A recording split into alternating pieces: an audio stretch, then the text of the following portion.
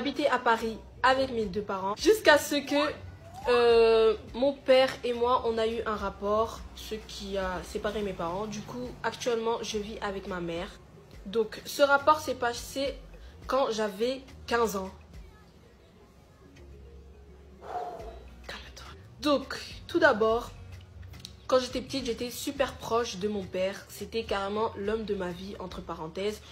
Je lui disais tout, il connaissait toute ma vie, il me cherchait à l'école. C'était vraiment mon tout. J'étais plus proche de mon père que de ma mère. Alors mon père, des bisous, de m'asseoir sur lui, sur ses genoux. Mais ça c'était, en gros c'était normal. Quand on est petit, ton père, tu fais un bisou, tu fais même un bisou à la bouche. C'est rien du tout. Jusqu'à l'âge de 13 ans, je ne pouvais plus faire des bisous à mon père. Pour moi, si je le faisais un bisou, c'était un peu trop. Si je m'assis sur lui, sur ses genoux, c'est un peu trop. Je ne pouvais plus, du coup, j'avais un peu arrêté d'être trop collant en lui. Mais c'était toujours mon père, je lui disais toujours tout. Il était toujours là pour moi. À l'âge de 14 ans, j'ai commencé à avoir des seins. J'ai eu mes règles. J'ai commencé à avoir un peu des formes. Du coup, j'étais encore plus éloignée de mon père parce que vis-à-vis que j'avais des seins, que j'avais des fesses, j'étais un peu mal à l'aise de me montrer face à mon père. Surtout qu'avant, je pouvais mettre des hauts courts, des pantalons qui me serrent. Devant mon père, ça ne me dérangeait pas. Mais à partir de l'âge de 14 ans, j'ai commencé vraiment à me préserver. C'est-à-dire qu'elle mettait que de longs pulls, genre des trucs pour pas montrer à son père son corps, un truc comme ça. Vous voyez ce que je veux dire? Il était super proche, bizarrement. Il avait remarqué ma transformation corporelle. C'est-à-dire qu'il avait remarqué que j'avais eu des seins, des fesses. Même quelquefois, il me disait, t'as des gros seins, ce qui me gênait le plus souvent. Bah oui, tu dis ça à ton enfant. Ensuite, quelquefois, quand ma mère n'était pas là, vu qu'elle travaillait et lui, il était à la maison, du coup, je restais avec mon père. Des fois, il rentrait dans ma chambre, il me parlait, mais il me parlait un peu de façon bizarre. C'est-à-dire, quelquefois, il me faisait des bisous dans le cou. On continue, on continue. Des bisous dans le cou, il me caressait les cuisses, il me caressait l'oreille. Mais je trouvais ça normal parce que je me disais que c'était mon père, que c'était normal. Donc, je le laissais faire et je disais rien. Un autre moment, ma mère était encore allée au travail. Ça fait qu'elle rentrait vers des 21h, donc très tard. Ok. Vers 18h, je ville avec mes potes. Je suis rentrée chez moi, je voyais mon père au salon. Du coup, je le salue, comme d'habitude. Salut papa, tout va bien, qu'est-ce que t'as fait, blablabla. Et ensuite, je décide d'aller prendre ma douche. Quand je sors de la douche, j'étais en serviette. Je n'avais rien sur moi. J'étais en serviette, je m'apprêtais à aller dans ma chambre pour m'habiller, mettre la crème. Voilà quoi, s'habiller et aller manger pour dormir. Et en mettant la crème, ça fait que j'ai posé ma serviette sur mon lit. Et bien sûr, j'étais toute nue. Et je vois la porte s'ouvre. Et là, je vois mon père qui rentre. Du coup, je prends ma serviette. Et là, il rentre dans ma chambre, éteint la lumière et ferme la porte. Attendez, je vais faire une petite pause, je dois me calmer. Merci. On reprend.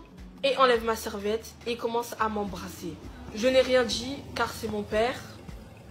Il a commencé à me toucher, à aller loin. Ça fait qu'on a eu un rapport.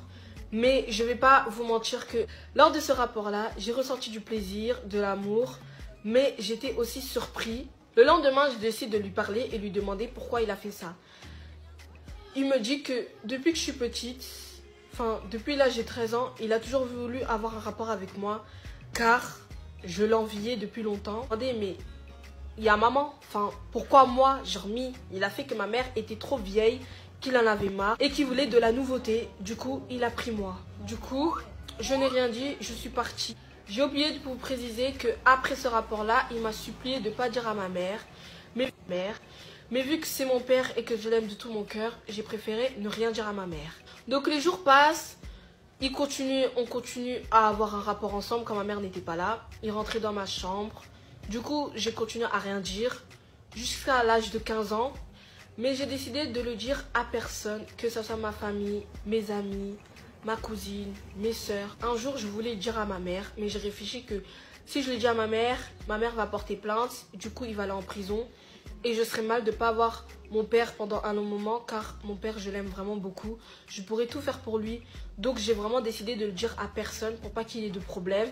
Et je trouvais ça normal. Il avait des envies. Ma mère lui donnait pas envie. À ce moment-là, pour moi, tout était normal. Mais un jour, vers des trous de vomir. J'avais envie de vomir. Du coup, je me suis levée, je suis partie aux toilettes, j'ai vomi.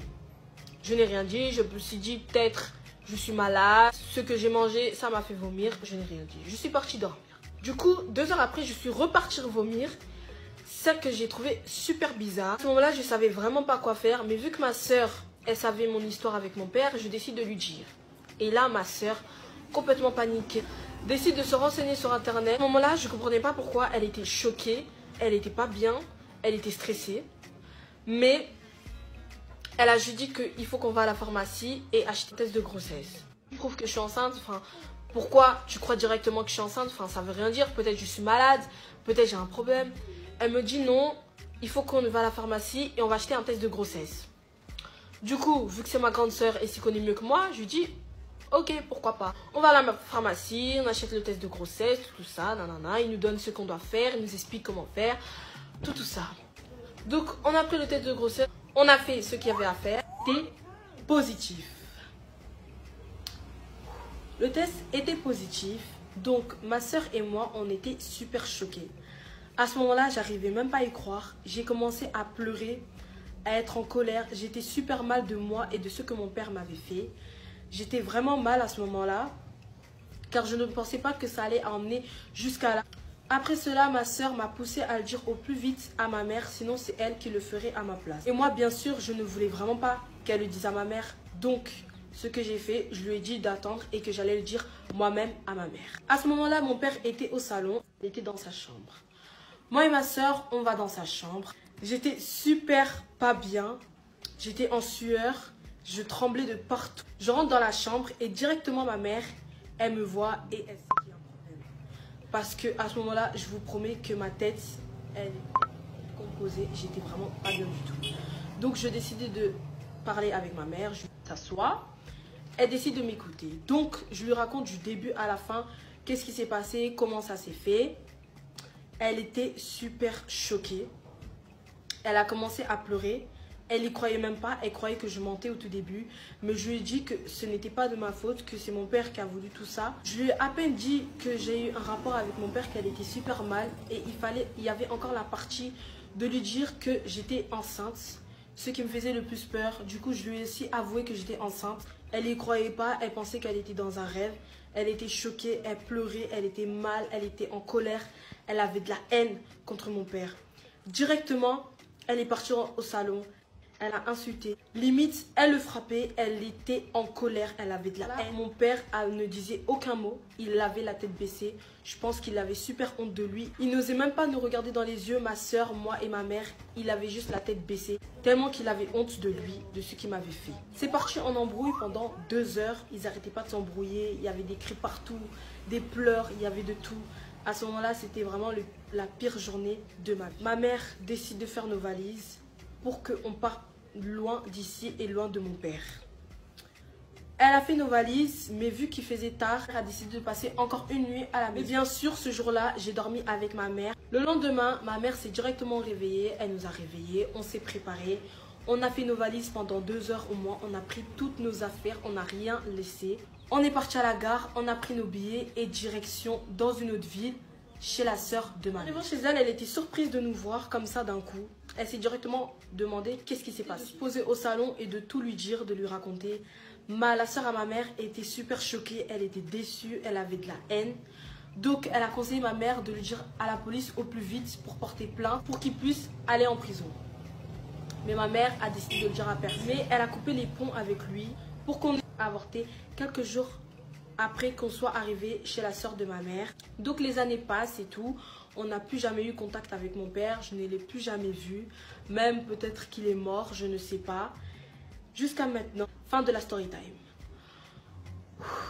Je pense qu'on est tous choqués, nous tous, de cette story time. Donc maintenant, le conseil ou la plus grande morale. Déjà, quand il y a un truc comme ça, faut directement en parler. Si on en aurait directement parlé à sa soeur ou à sa mère ou quelqu'un de sa famille ou même son ami, quelqu'un de proche, il y aurait jamais eu un rapport et peut-être